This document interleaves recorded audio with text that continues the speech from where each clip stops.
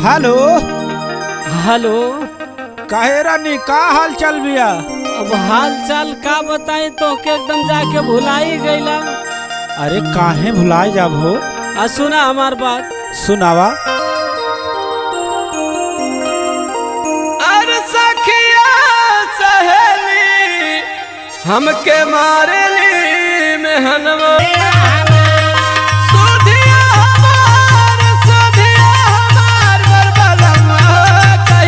हाँ सुनत है, काहे इतना दुखी भइल हो? अब दुखी ना हुई तब और का करी। और सुना। सुनावा। गवना कराई सया जहिया से गईला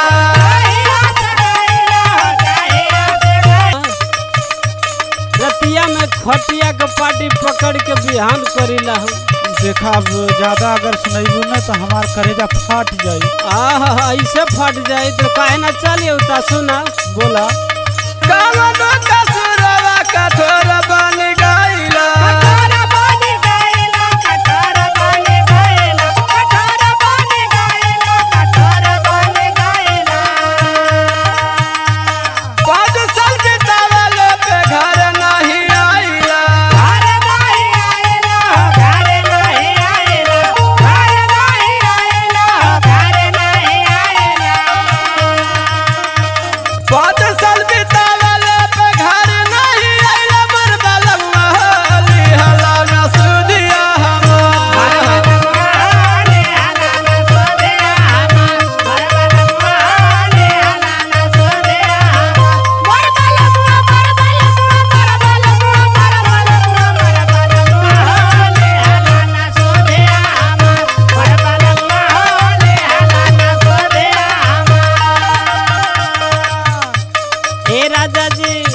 रानी। एक तो 6 महीना के बाद फोन उठौला है और कहत तारा कि टाइम नहीं खे।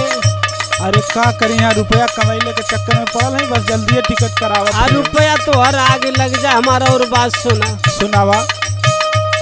अगले महीना घर चलिया